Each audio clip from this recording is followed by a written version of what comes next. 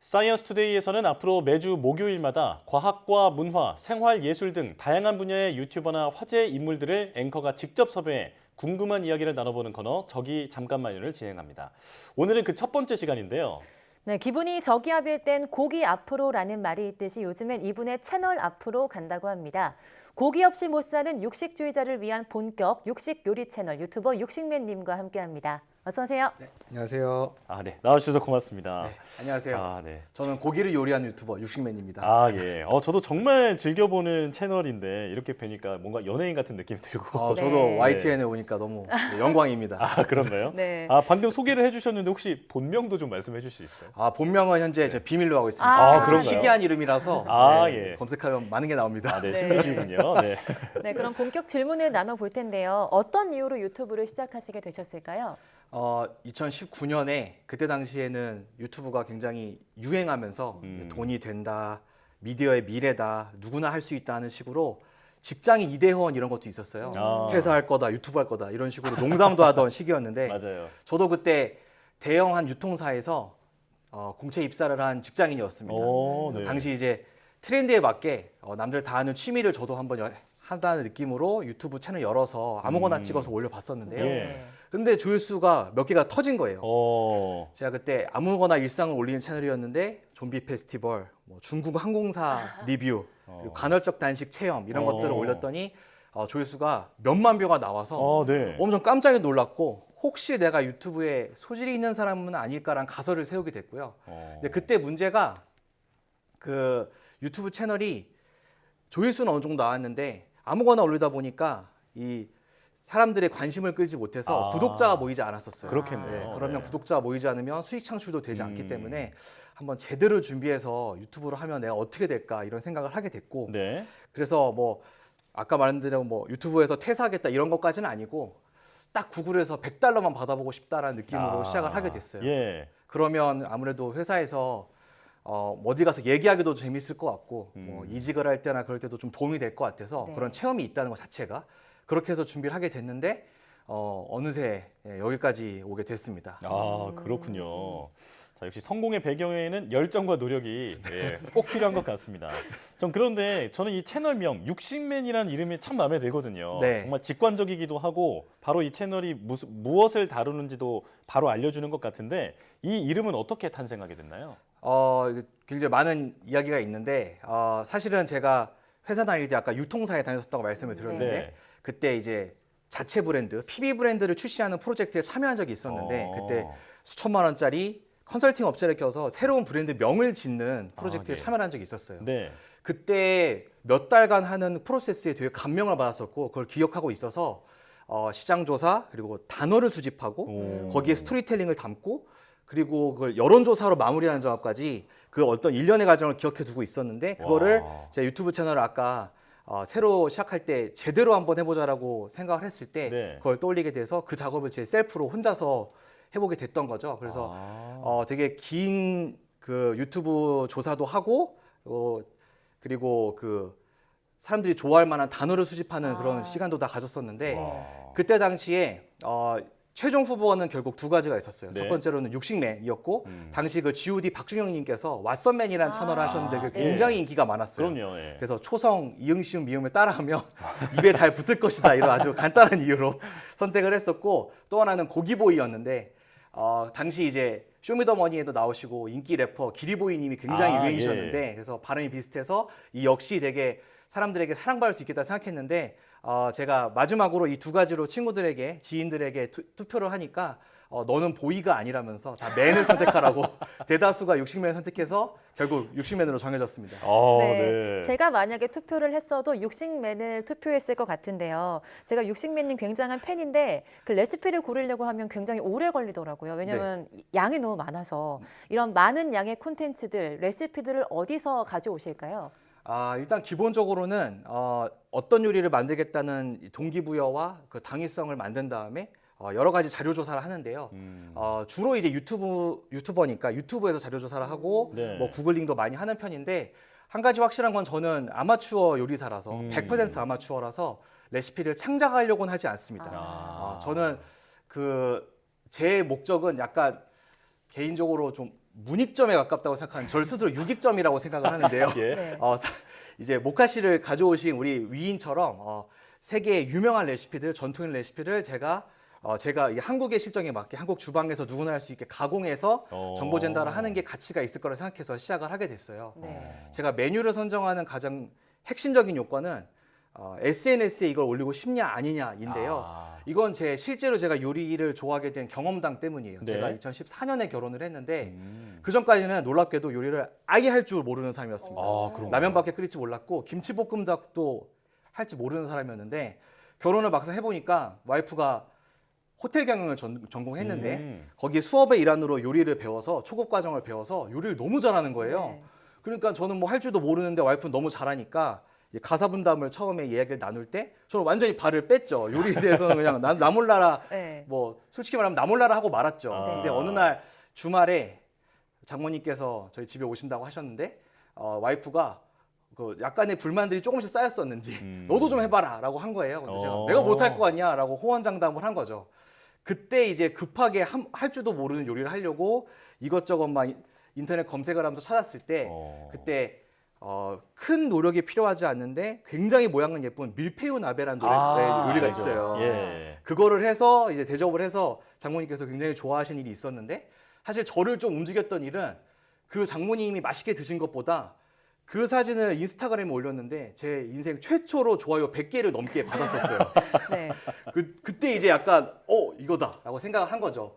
그때 당시가 올리브쇼라는 프로그램도 유행하고 냉장고로 부탁해가 하기 전입니다. 아, 네. 그러니까 예. 막 이제 그 요생남이라는 트렌드가 올라오던 네. 시기인데 제가 인스타그램에다 그런 사진을 올리니까 어떻게 될지 모르겠지만 남편이 요리하는 걸 그때 당시엔 사람들이 굉장히 좋아하시더라고요. 지금도 좋아하시겠지만 네네네. 그때 당시엔 더 좋아해 주셨어요. 그래서 더 그 요생남 트렌드도 맞추고 싶고 좋아요도 더 받고 싶어서 하나하나 요리를 하다 보니까 쌓이게 됐고 중요한 점은 그때 제가 좋아요를 많이 받는 요리와 많이 받지 못하는 요리에 대한 좀 감각이 생겼던 것 같아요. 지금 돌아보니까 네. 그랬던 것 같아요.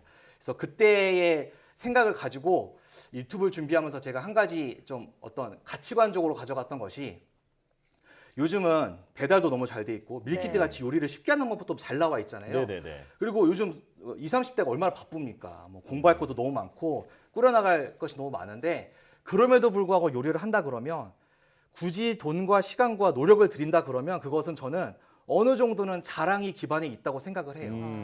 제가 인스타그램 때문에 요리를 사랑했듯 말이죠. 그래서 저는 항상 채널에 그 메뉴를 선정할 때 이걸 SNS에 올리고 싶은지 아닌지를 핵심적으로 파악을 하고요. 근데 또 너무 어려우면 올릴 수 있어도 너무 고생을 많이 하잖아요. 그쵸. 그래서 제 채널에서는 예를 들면 웍 돌리기라든지 아니면 만두를 빚는다든지 이런 식으로 너무 어려운 기술이 필요한 요리가 아니라 더하고 해서 끓이면 끝 아니면 오븐에 넣었다 빼면 끝 이런 식으로 따라할 수 있는. 네, 따라할 수 있으면서 닿을 수 있을 정도의 범위의 요리를 선택하는 것을 항상 목표로 하고 있습니다. 네. 그렇군요. 자, 그래도 요리에 재능이 있으시니까 이렇게까지 성장하신 게 아닌가 생각이 드는데요. 저희가 육식메인님을 어렵게 모신 만큼 지금 네. 준비한 질문이 많거든요. 조금 간략하게 말씀을 좀 부탁드릴게요. 네. 자, 그렇다면 육식메인님께서 시청자들에게 추천해주고 싶은 돼지고기 레시피는 있을까요? 당연히 이거는 제 영상 중 가장 크게 사랑을 받은 영상 중 하나인 슈퍼 크리스피 삼겹살을 말씀드리고 싶은데 예, 저도 봤어요. 네, 정확히 말하면 오겹살이에요. 껍질이 남아 있어서 윗부분은 껍질을 바삭하게 만들고 지금 영상에 나오고 있어요. 저 나오네요. 네. 네. 밑에는 수육같이 맛있어서 이 사람들이 가장 좋아하는 겉바속촉을 맛볼 수 있는 요리거든요. 그래서 평생 삼겹살을 모두가 그러시겠지만 네. 이걸 한번 씹으시면 느낌이 좀 다르실 겁니다. 그래서 그런가요? 꼭 한번 해보시길 추천해드리고 싶어요. 예. 네. 저도 꼭 한번 먹어보고 싶은데 배고픕니다. 네.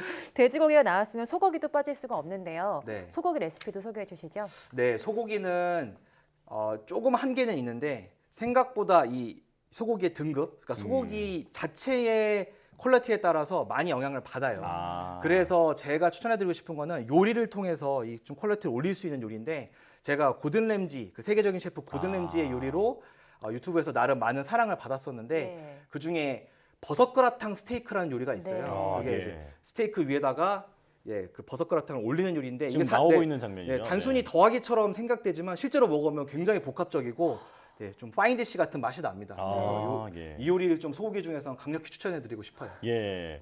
자, 그리고 또 가장 우리 국민들이 많이 해먹는 고기 요리가 바로 삼겹살일 텐데 네. 그 조금 전에도 삼겹살 요리가 하나 나왔지만 그 가장 맛있게 삼겹살을 굽는 방법도 좀 알려주시죠. 네, 요거는 좀 논란의 여지가 있지만 저의 어떤 방법을 한번 말씀드리겠습니다. 네, 믿겠습니다. 기본적으로 고기가 맛있으려면 포인트는 저는 겉바속촉이라고 생각합니다. 예. 적어도 이 한반도 내에서는 겉바속촉만큼 중요한 게 없는데 그럼 겉은 노릇노릇하게 굽고 속은 촉촉해야 된다는 말이죠.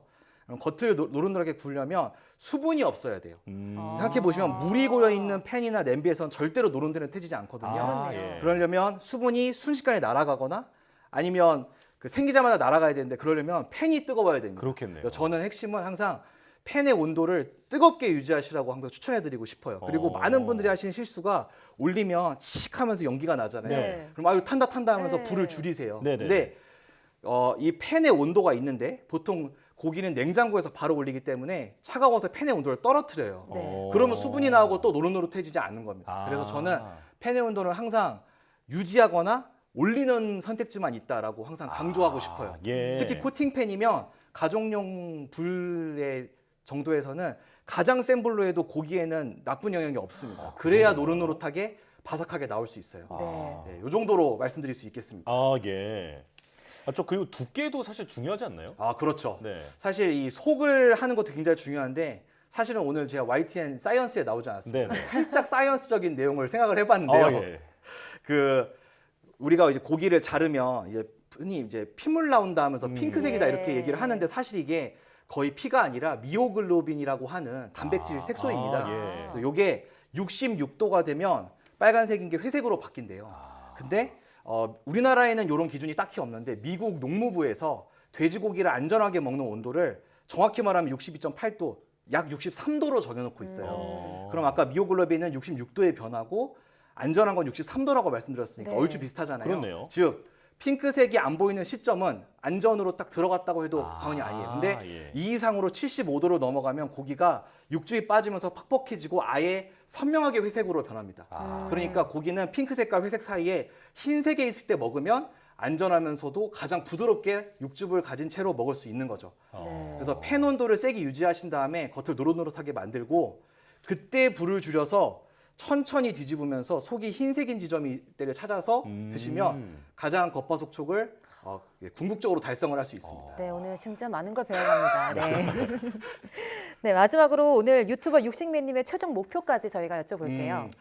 많은 분들이 저에게 목표를 몰아와 주시는데 네. 제가 너무나 감사하게도 지난주에 구독자 100만 명을 달성을 아, 했습니다. 축하드립니다. 네, 101만 명이시더라고요. 네, 지금은 오늘은 또 101만 네. 명이 됐어요. 그래서 또 너무나 영광스러운 시간인데 사실은 아주 솔직하게 말씀드리면 한 80만쯤 됐을 때는 어떻게 보면 이대로 걸어가면 그래도 한 1, 2년 안에는 100만이 되니까 그때부터 뭔가 뚜렷한 먼 목표는 사라졌던 것 같아요. 그 많은 분들이 그렇게 물어보시지만 의외로 유튜버들이 구독자보다도 조회수를 많이 신경을 씁니다. 한 편 한 편 영상을 이제 사랑받느냐를 신경을 쓰는데 네. 저도 그래서 다음 영상을 이제 멋지게 만드는 것을 항상 이제 가장 중요한 목표로 하고 있어요. 예. 제가 그 3년 넘게 영상을 만들면서 하나 되게 중요하게 깨달은 게 있는데 유튜브는 그 개인이 하는 것들은 자신의 생각과 그런 가치관을 속일 수가 없어요. 무슨 얘기냐면 영화나 드라마 같은 건 픽션이니까 연기로 속일 수 있고 그리고 TV 예능만 해도 우리가 좋아하는 예능만 해도 감독님이나 작가님이 네. 붙으시잖아요. 네. 그러니까 어느 정도 이렇게 연출이라는 게 가능한데 유튜버들은 대부분의 사람들이 매주 한 편씩은 업로드를 하고 그러면 매주 이제 얘기를 하면서 사소한 얼굴의 표정이나 말투 같은 게 드러나기 때문에 그 변화가 되게 선명해요. 날 것 그대로군요. 맞습니다. 예. 그렇기 때문에 예를 들면 이거를 통해서 어떤 새로운 사업을 하고 싶다라거나 유튜브를 통해서 아니면 내가 요즘 유튜브 만드는 게 좀 재미가 없다 이런 감정들이 오롯이 다 드러나더라고요. 예. 그래서 결과적으로는 그런 것들이 눈에 보이면 시청자들이 너무나 쉽게 알아채세요. 그다음에 가차없이 떠나버리시더라고요. 아무래도 너무나 재밌는 영상이 많은 채널이다 보니까 예, 유튜브는. 예. 그래서 저는 항상 이런 영상을 사랑하고 재밌는 영상을 만들려고 하는 진정성을 지키려고 하고 있고요. 예. 그래서 미래에는 제가 저도 조회수가 안 나오고 이러면 먹고 살려고 여러 가지 일을 하겠지만 지금은 이렇게 100만이라는 큰 마일스톤을 달성한 지금일수록 더욱더 다음 주 영상에 집중하자 이런 식으로 계속 가다듬고 있습니다. 매 순간 네. 집중하자. 네, 그렇게 생각하고 아, 있습니다. 네, 저도 구독자 한 사람으로서 육식매님의 영상 보면서 항상 열정이 느껴지는 거 보니까 진심 어린 마음으로 진짜 영상을 만들고 계신 것 같은데요. 저도 오늘 이제 조만간 슈퍼 크리스피 삼겹살 꼭 한번 만들어 보도록 하겠습니다. 육식매님과 함께했습니다. 오늘 말씀 고맙습니다. 고맙습니다. 감사합니다.